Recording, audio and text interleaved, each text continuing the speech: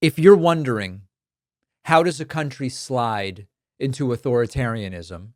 There is no greater example than that from this morning from the top prosecutor in the country, Attorney General Pam Bondi. This is Trump's sort of legal mouthpiece. She went on national TV this morning, stood out front of the White House. Actually, this may not be the White House. Stood somewhere in front of cameras, made statements, and then was interviewed on Fox News and admitted she doesn't actually understand the very law that the Trump administration is threatening to invoke, the Insurrection Act. I want to walk through it, and this is absolutely critical. Pam Bondi has become one of the strongest defenders of Donald Trump rolling out this military response in domestic protests in Los Angeles.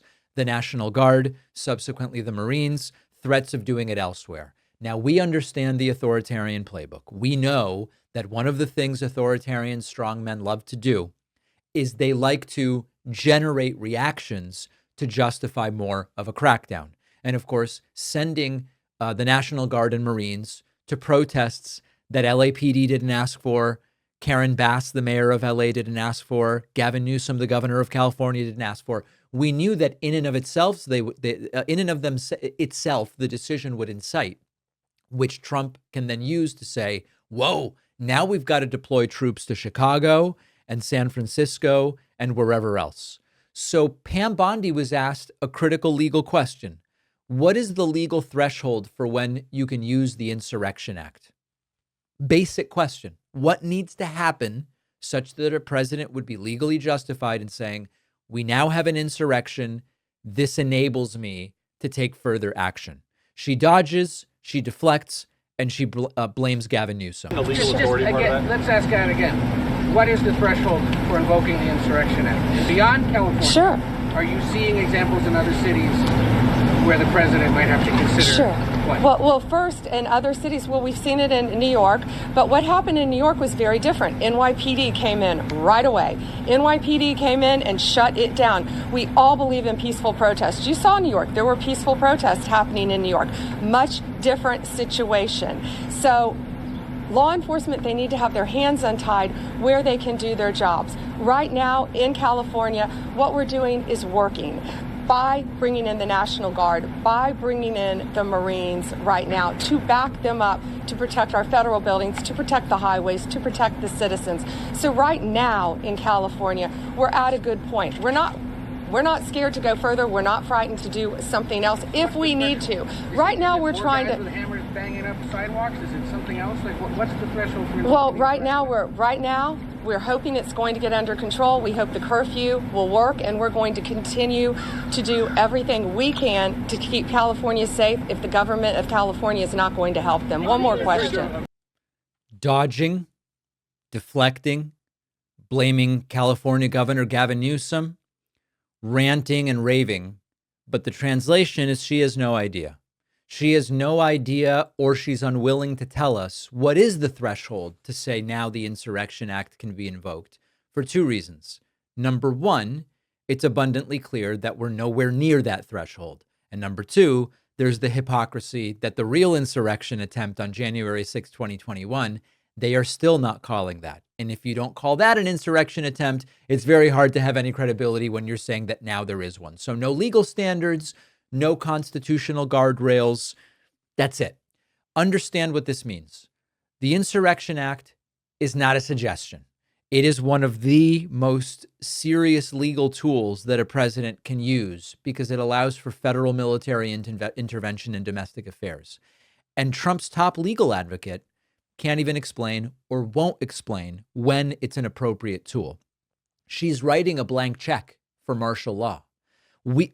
As if we didn't already know, she will post facto defend anything that Donald Trump decides to do.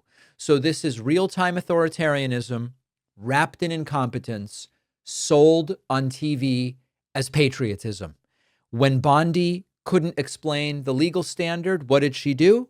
Well, she went right to Fox News and started fear-mongering. Let's take a listen to that. So tell me about this lawsuit, and what do you make of the governor blaming the president for the actions of illegals in this country not abiding by the court order, the warrants to come pick them up, and the protesters that are now activists that are throwing stuff at the cops. Yeah.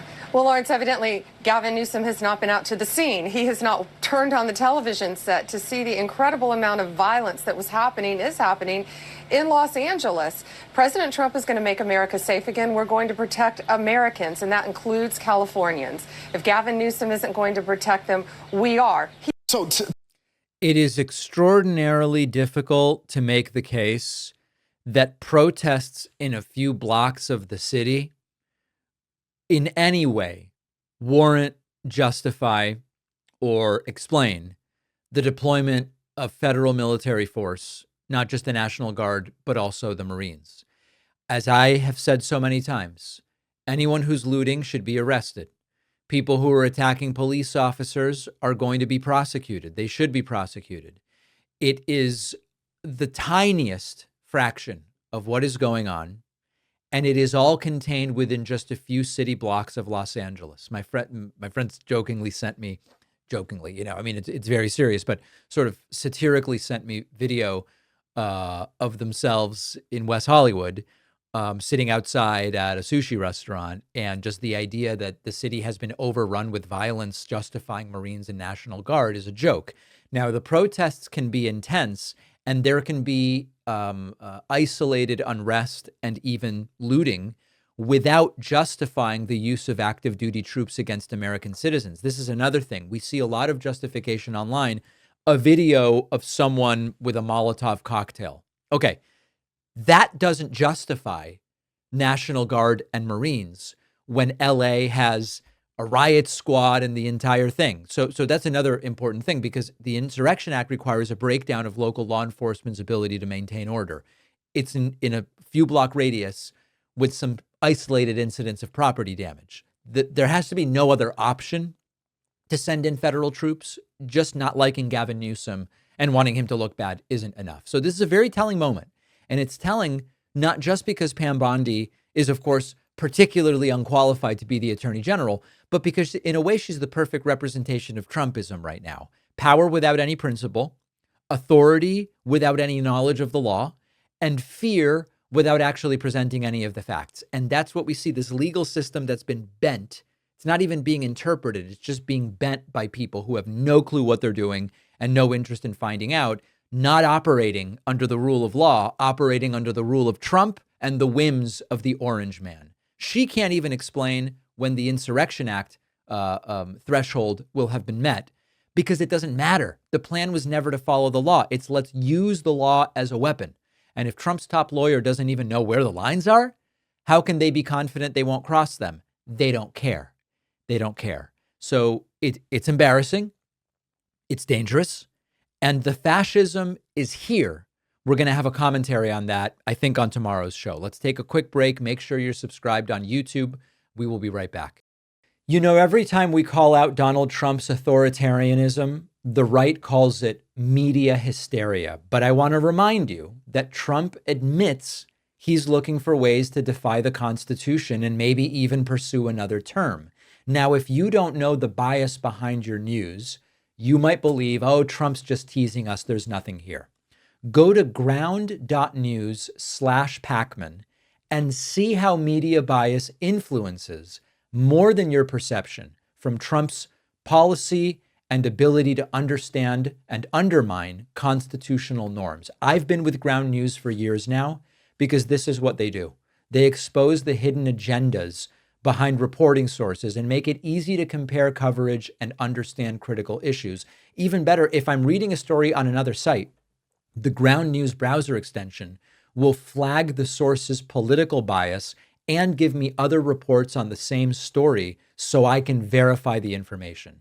My viewers get 40% off the same unlimited Vantage plan that I use, so you get their top tier plan for just $5 a month. Go to ground.news/Pacman. The link is in the description, or scan the QR code.